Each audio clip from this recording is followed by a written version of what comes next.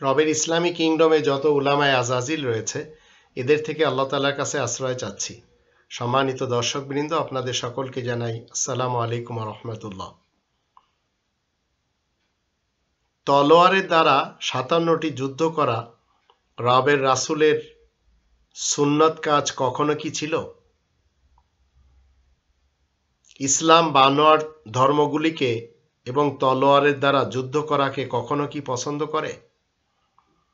রবের ইসলামী কিংডমে আমরা এক শ্রেণীর লোকদেরকে দেখতে পাচ্ছি, তারা ইসলাম প্রচার করার জন্য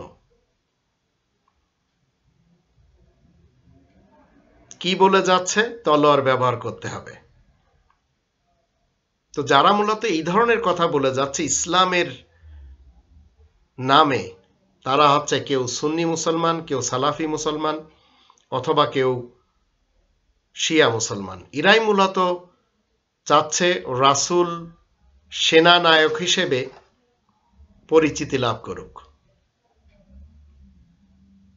তাই এদের অনেকে যারা অনুসরণ করে যাচ্ছে এই শিয়া, সুন্নি এবং সালাফি মুসলমান,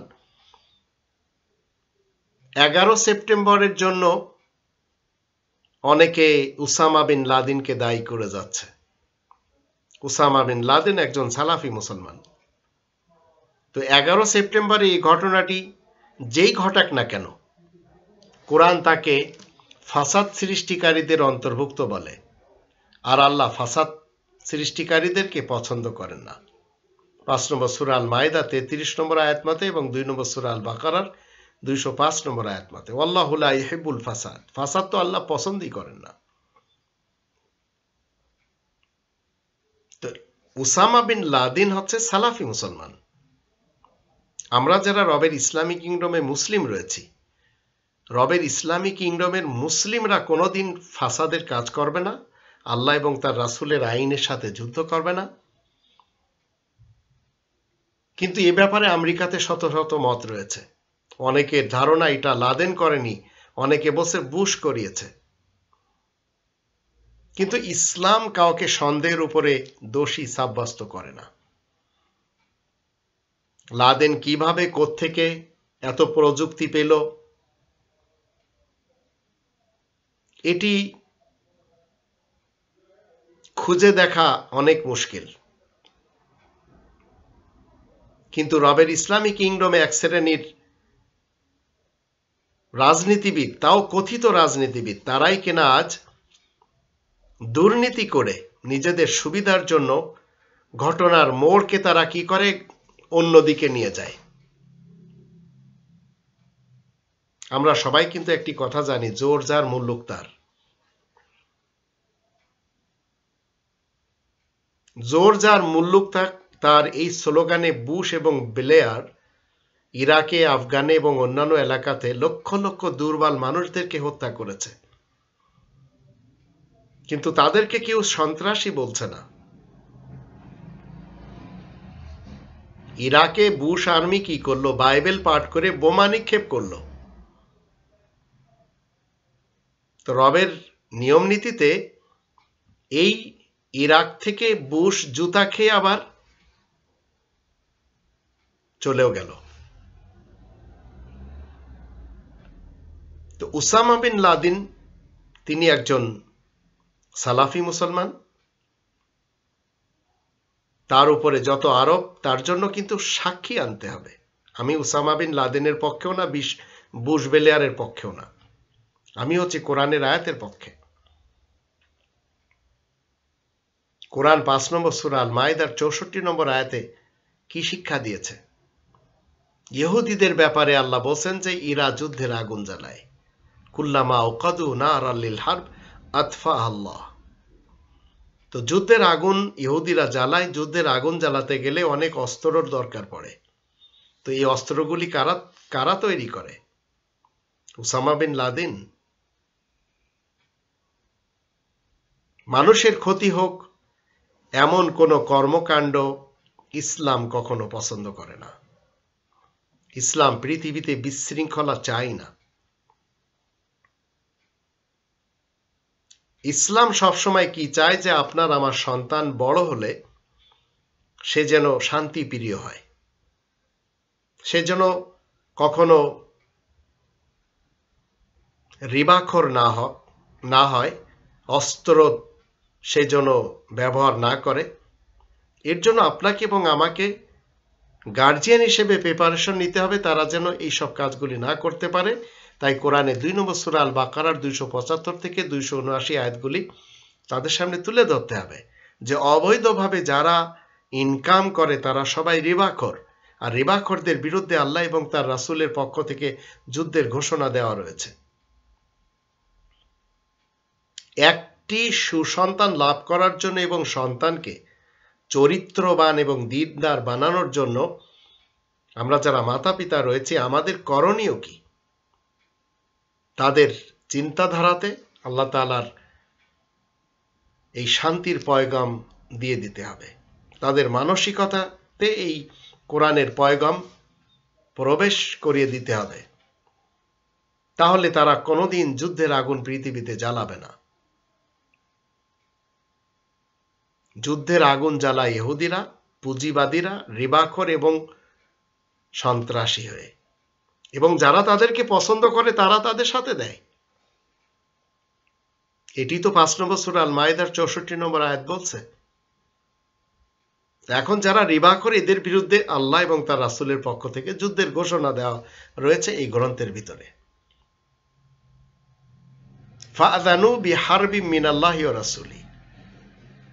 এখন ধর্মের নামে যত গ্রন্থ আমরা পৃথিবীতে দেখতে পাই, ধর্মের গ্রন্থ ইহুদি খ্রিস্টানদের বাইবেল, যদিও এই কোরআন প্রত্যেকটি মানুষের জন্য উপদেশের গ্রন্থ। এটি 81 নম্বর সূরা আর তাকবীরের 27 নম্বর আয়াতে বলা হচ্ছে ইন হুয়া ইল্লা যিকরুল লিল আলামিন, জাহানবাসীদের জন্য এটি হচ্ছে উপদেশের গ্রন্থ।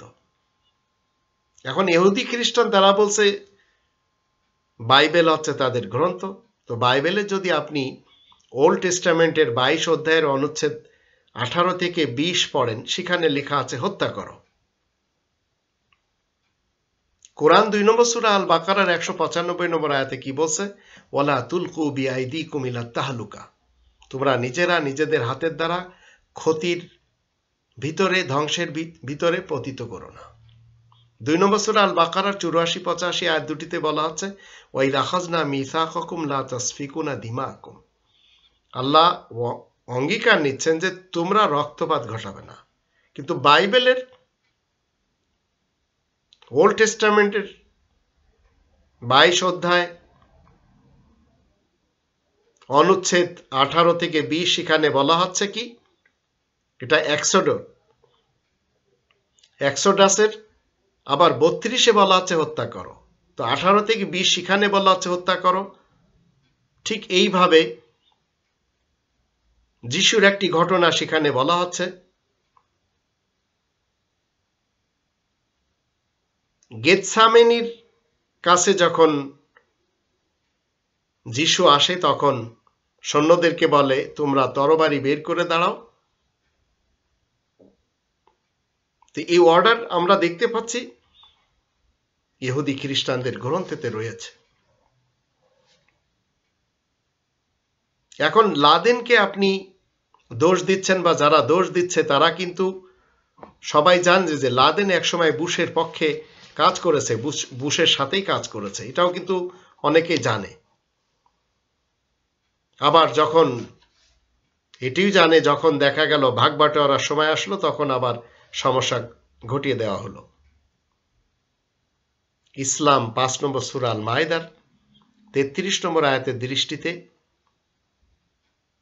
কি বলে? ইন্নামা জাযাউল্লাযীনা ইউহারিবুনা আল্লাহ ওয়া রাসূলা ওয়া ইয়াসআউনা ফিল আরদি ফাসাদান আইয়ুকাত্তালু ওয়া ইউসাল্লাবু ওয়া তুকাত্তা আইদিহিম ওয়া আরজুলুহুম মিন খিলাফ আও ইনফাউ মিনাল আরদ। তাদেরকে 4টি শাস্তি দেওয়া হয় যারা আল্লাহ তাআলার কিংডমে এই আইনের সাথে, আল্লাহ এবং তার রাসূলের আইনের সাথে কি করে? যুদ্ধ করে। তাদের শাস্তি হত্যা করা হয়, শুলে চড়ানো হয়, হাত পায়ে বেড়ি পরানো হয়, অথবা নিজ দেশ থেকে বহিষ্কার করে দেওয়া হয়। আল্লাহ বলেন এটি হচ্ছে দুনিয়ার জীবনে তাদের জন্য শাস্তি, পরকালে আরো ভয়ানক শাস্তি রয়েছে। তো এই ধরনের শাস্তিতে দণ্ডিত রয়েছে আজ অনেক লোকেরা রবের ইসলামী কিংডমে। পাকিস্তান থেকে আলতাফ হোসেনকে আমরা দেখে নিতে পারি, সৌদি আরব থেকে ওসামা বিন লাদেনকে দেখে নিতে পারি, বাংলাদেশ থেকে তাসলিমা নাসরিনকে দেখে নিতে পারি। কিন্তু যারা বলছেন যে রাসূল ওহুদের যুদ্ধ, বদরের যুদ্ধ, খন্দকের যুদ্ধ, খায়বরের যুদ্ধ করেছেন, তো এগুলি মানুষেরা তৈরি করেছে মূলত 2 নম্বর সূরা আল বাকারার 213 নম্বর আয়াত, 5 নম্বর সূরা আল মাইদার 67 নম্বর আয়াত, 57 নম্বর সূরা আল হাদিদের 25 নম্বর আয়াতগুলি যখন আমরা দেখব, তখন আমরা দেখতে পাবো প্রত্যেকটি নবী এবং রাসূল এই পৃথিবীতে এই আল কিতাব নিয়ে এসেছেন মুবাশশিরিন ওয়া মুনযিরিন। তারা সবাই সুসংবাদদাতা এবং সতর্ককারী হিসেবে এসেছেন, যোদ্ধা হিসেবে আসেননি কেউ। রাসূল ইয়া আইয়ুহার রাসূলু বাল্লিগ মা উনজিলা ইলাইকা মির রাব্বিক, রাসূল কোরআনের আয়াতের তাবলীগ করেছেন, হাতে তলোয়ার নেননি। কোরআনে কোথাও তলোয়ার নেই, কোরআন তলোয়ার মুক্ত একটি গ্রন্থ। কিন্তু হিন্দু শাস্ত্রে যদি আমরা দেখি, তাহলে সেখানে আমরা কি দেখতে পাই? একজন লেখক রামকৃষ্ণ রাও তিনি বলেছেন, মুসলমান শিয়া সুন্নি সালাফিদের মতবাদকে ইস্টাবলিশ করার জন্য নবী 22 বছরে যতগুলো যুদ্ধ করেছে তার ভিতরে সর্বমোট 1018 জন মানুষকে সেখানে খুন হতে হয়েছে।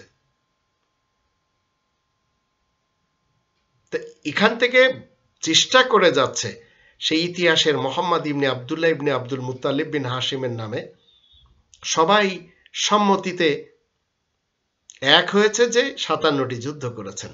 কোরআন রাসূলের ব্যাপারে বলছেন, রাসূল কোরআনের একজন মুবাল্লিগ, রাসূল কোরআনের একজন মুবাশশির, রাসূল কোরআনের একজন মুনজির। যুদ্ধ করার কাজ রাসূলের এবং নবীর না। কিন্তু রিবাখোরদের বিরুদ্ধে, অবৈধভাবে যারা টাকা পয়সা ইনকাম করবে, মানুষকে ঠকায়ে, কোম্পানিকে ঠকায়ে, ব্লেম দিয়ে অথবা যে কোনোভাবে ভেজাল ব্যবসা করে যারা অবৈধভাবে ইনকাম করে, এদেরকে বলা হয় রিবাখোর। এদের বিরুদ্ধে আল্লাহ এবং তার রাসূলের পক্ষ থেকে যুদ্ধের ঘোষণা দেওয়া রয়েছে কোরআনে। আমরা যদি প্রথম বিশ্বযুদ্ধের পরিসংখ্যান একটু দেখতে চাই, সেখানে 2 কোটি মানুষ মারা গেছে। 1 কোটি সৈন্য এবং 1 কোটি তো জেনারেল পাবলিক।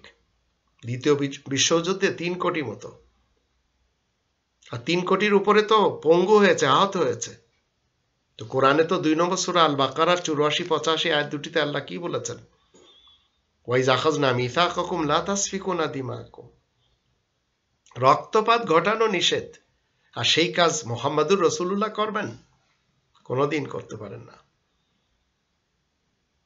5 নম্বর সূরা আল মাইদার 45 নম্বর আয়াত মতে ওয়া কাতাবনা আলাইহিম ফিহা আন্নান নাফসা বিন নাফস, আল্লাহ বলেন হত্যার বদলে হত্যা। তো মানুষকে হত্যার অপরাধ ছাড়া যদি কেউ হত্যা করে, সেটি আল্লাহ নিষেধ করেছেন। কোনো একজন মানুষকে যদি কেউ হত্যা করে হত্যার অপরাধ ছাড়া, তখন আল্লাহ তাআলার দৃষ্টিতে সে কতালান নাসা জামিয়া, সমস্ত মানুষকে হত্যা করে বসলো। এটি 5 নম্বর সূরা আল মাইদার 32 নম্বর আয়াত আমাদেরকে শিক্ষা দেয়। এখন কোরআনের কথা যদি কেউ না শোনে, তাহলে তাকে হত্যা করতে হবে? ইসলাম মানে তো শান্তি, দিন ইসলাম মানে শান্তির বিধিবিধান। তো ইসলাম মানে তো অশান্তি না, যুদ্ধ না, হত্যাও না। তো জগতে কোনোদিন ইসলামের প্রতিষ্ঠার জন্য কোন নবী রাসূল কি অস্ত্র হাতে নিয়েছেন? কোনোদিন নেননি। শান্তি প্রতিষ্ঠা করার জন্য কোনো ধরনের অস্ত্রের কখনো প্রয়োজন পড়ে না। এটি 2 নম্বর সূরা আল বাকারার 256 আয়াতে আল্লাহ বলেন, লা ইকরাহা ফিদ্দীন, ইসলামী জীবন ব্যবস্থা মান্য করানোর ব্যাপারে কোনো জোর নেই, জবরদস্তি নেই। কোনো কঠোরতা নেই। কারণ 18 নম্বর সূরা আল কাহফের 29 নম্বর আয়াতে বলা আছে, ওয়াকুলিল হাক্কু মির রাব্বিকুম ফামান শাআ ফালিউমিন ওয়া মান শাআ ফালিয়াকফুর। তুমি বলে দাও, এই মহাসত্য তোমাদের রবের পক্ষ থেকে এসেছে, যার ইচ্ছা সে সৎ পথে চলবে, যার ইচ্ছা সে অসৎ পথে চলতে পারবে। আস্তিক থাকা এবং নাস্তিক থাকা, এটি প্রত্যেকটি মানুষকে আল্লাহ তাআলা স্বাধীনতা দিয়েছেন। ধর্মের নামে যারা যুদ্ধ করছে তারা আবার কি বলছে? ধর্মের যুদ্ধে যারা মারা যাচ্ছে তারা শহীদ। পৃথিবীতে এ যাবৎ এত বেশি লোক যুদ্ধে মারা গেছে, যাদের সঠিক সংখ্যা নির্ণয় করা তো একেবারে দুষ্কর। প্রথম বিশ্বযুদ্ধে 2 কোটি, দ্বিতীয় বিশ্বযুদ্ধে 3 কোটি। আবার রাসূলের ব্যাপারে ভারতের রামকৃষ্ণ রাও তার মন্তব্য, 22 বছরের যুদ্ধে তার যে কথিত কথা 1018 জন মানুষ খুন হয়েছে। তো এদের এই ষড়যন্ত্রগুলো বোঝা মুশকিল। 1971-এ পশ্চিম পাকিস্তানের সাথে পূর্ব পাকিস্তানের যে যুদ্ধ হয়, সেখানে 30 লক্ষ মানুষ খুন হয়েছে। 1947-এ খুন হয়েছে কতগুলি? 9 লক্ষ মানুষ। আবার আরাকান বলেন, আফগান বলেন, ইরান বলেন, ইরাক বলেন, আফগানিস্তান যেসব কাজ করেছে অন্যদেরকে ডেকে, কখনো রাশিয়াকে, কখনো আমেরিকাকে, কম মানুষ খুন হয়েছে? পৃথিবীর বড় বড় যোদ্ধাদের মধ্যে যাদেরকে আমরা দেখতে পাই, Hitler, Hulagu, Genghis, Bush, Tony Blair, Saddam, Khomeini, Bhutto, তো সর্বযুগের দেশ প্রধান ফিরাউন দেশের ছেলেদেরকে নিয়ে কি করে? জল, স্থল এবং হাওয়াই বাহিনীতে ভর্তি করে যুদ্ধ করায় এবং তাদেরকে মেরে ফেলে। তো 5 নম্বর সূরা আল মায়েদার 32 নম্বর আয়াতে তো আল্লাহ বলেন, মান কতালা নাফসাম বিগয়রি নাফসিন আও ফাসাদিন ফিল আরদ ফাকান্নামা কতালান নাসা জামিয়া। হত্যার অপরাধ ছাড়া আপনি কাউকে হত্যা করবেন, আল্লাহ তাআলার দৃষ্টিতে আপনি গোটা মানব জাতিকে হত্যা করে বসলেন। তো ইসলামে যুদ্ধ নেই। ইসলামে রয়েছে রিবাখোরদের বিরুদ্ধে যুদ্ধের ঘোষণা। কিন্তু হিন্দু ধর্মে, খ্রিস্টান ধর্মে, অন্যান্য সকল ধর্মে যুদ্ধ যুদ্ধ যুদ্ধ ছাড়া আর কিছু নেই। হিন্দু ধর্মে কি বলা হচ্ছে?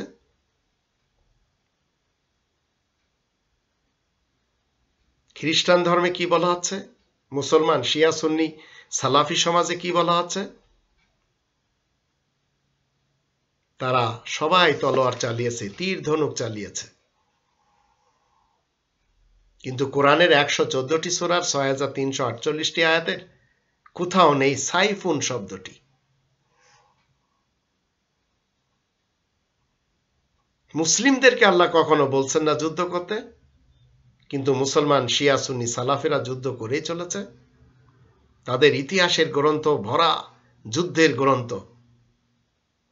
1400 বছর পূর্বের মোহাম্মদ ইবনে আবদুল্লাহ ইবনে আব্দুল মুত্তালিব বিন হাশিমের নামে শুধু যুদ্ধের কথা লিখে শত শত গ্রন্থ তৈরি করেছে ইসলাম দুশ্মনেরা। ইসলাম প্রচারের জন্য হাতে তলোয়ার নিতে হবে, টিটি পিস্তল নিতে হবে, বন্দুক নিতে হবে, তীর ধনুক নিতে হবে, এসব কথা কোরআন বলে না। কিন্তু কোরআন 25 নম্বর সূরা আল ফুরকানের 52 নম্বর আয়াতে বলে, ফালা তুতিল কাফিরিন ওয়াজাহিদুম বিহি জিহাদান কাবীরা। কাফেরদের অনুসরণ করবে না। তুমি কাফেরদের অনুসরণ করবে না, কোরআনের আয়াতের সাথে সবচেয়ে বড় জিহাদ করবে। তো কাফেরদের যুক্তি তর্ককে আপনি কোরআনের আয়াতের মাধ্যম দিয়ে খণ্ডন করবেন, এটি আপনার জন্য জিহাদ, জিহাদান কাবীরা। কিতাল করতে চান? তাহলে 2 নম্বর সূরা আল বাকারার 216 নম্বর আয়াতে আল্লাহ বলেন, কুতিবা আলাইকুমুল কিতাল ওয়া হুয়া কুরুল লাকুম।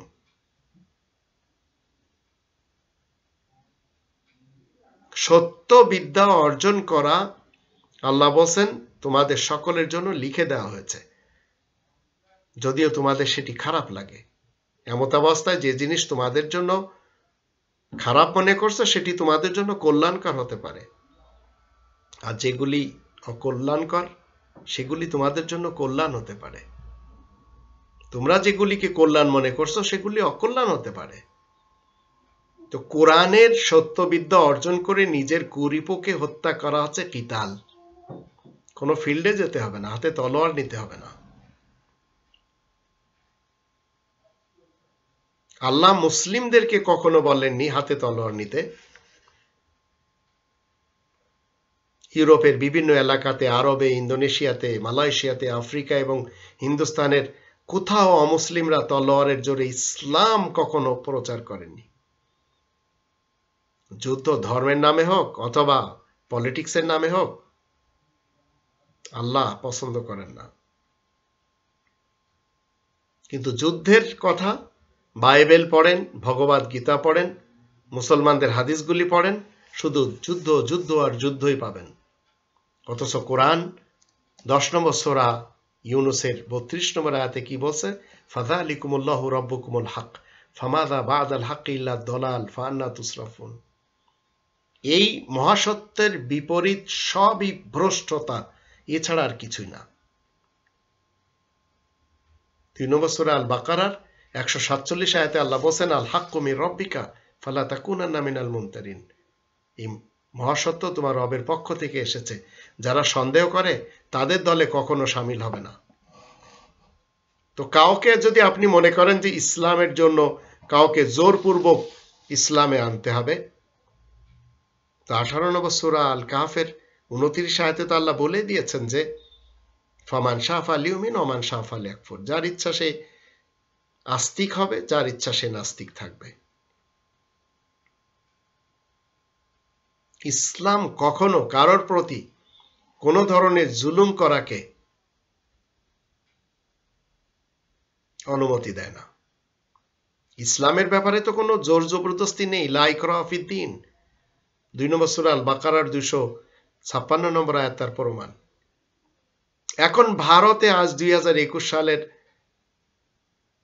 এপ্রিল মাসে আমরা দেখতে পাচ্ছি বিগত একটি যুগ ধরে সে দেশে মুসলমান নিধন করা হচ্ছে, মুসলমান শিয়া সুন্নি সালাফিদেরকে মারা হচ্ছে নরেন্দ্র মোদীর মাধ্যম দিয়ে, আর বাংলাদেশেও ঠিক মুসলমানদেরকেই মারা হচ্ছে শেখ হাসিনার মাধ্যম দিয়ে।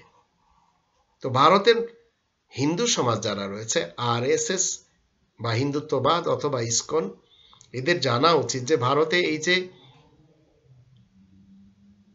আজ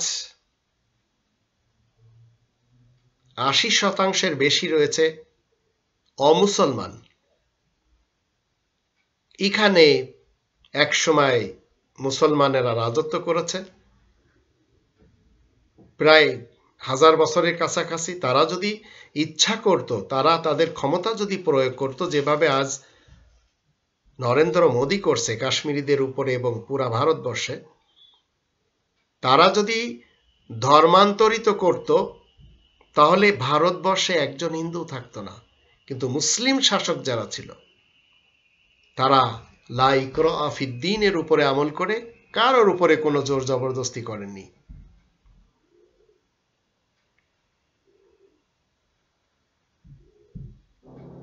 আজ যারা অমুসলমান ভারতে রয়েছে তারা কিন্তু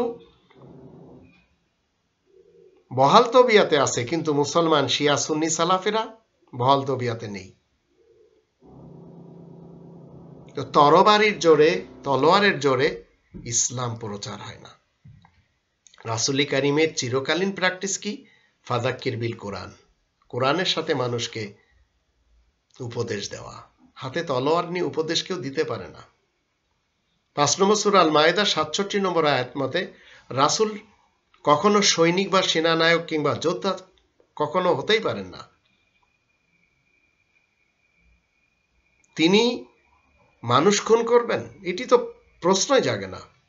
তা আল্লাহ বলেন তিনি মুবাল্লিগ ছিলেন কোরআনের। ইয়া আইয়ুহার রাসূলু বাল্লিগ মা উনজিলা ইলাইকা মির রাব্বিক, হে রাসূল তুমি তাবলীগ করো ওই জিনিসে যা তোমার রবের পক্ষ থেকে তোমার দিকে নাজিল করা হয়। তো ইসলাম তলোয়ারের জোরে কখনো প্রচার হয় না। ইসলাম মানে শান্তি। আর এটি আল্লাহ তাআলার কাছে গ্রহণযোগ্য দিন ইসলাম হিসেবে শান্তির ফয়সালাগুলি সব এই কোরআনে রয়েছে। কোরআনে ৬৩৪৮টি আয়াতের ভিতরে শান্তির ফয়সালাগুলি বিদ্যমান রয়েছে। অশান্তির কথা কোরআন বলে না।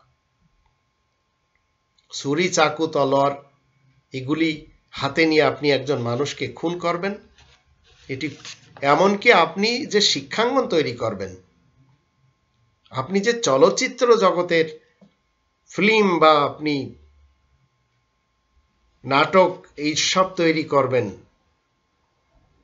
সেখানেও তো ইসলাম অশ্লীলতাকে প্রয়োগ দিতে বলে না।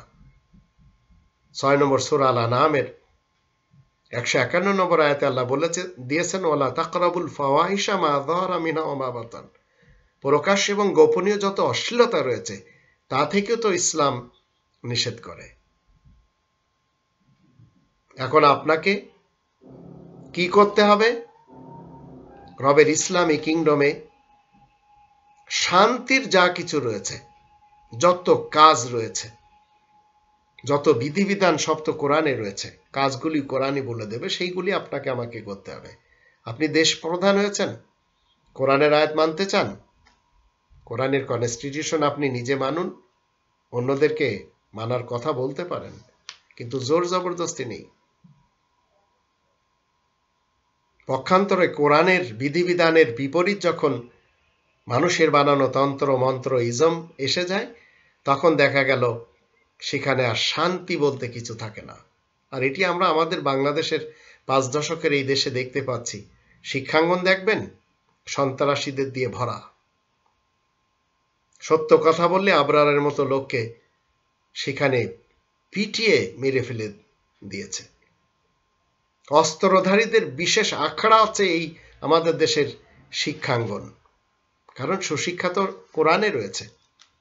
আর এই শিক্ষাঙ্গনগুলিতে কুশিক্ষা দেওয়া হচ্ছে, যার জন্য ক্যাডার তৈরি হচ্ছে। এক একজন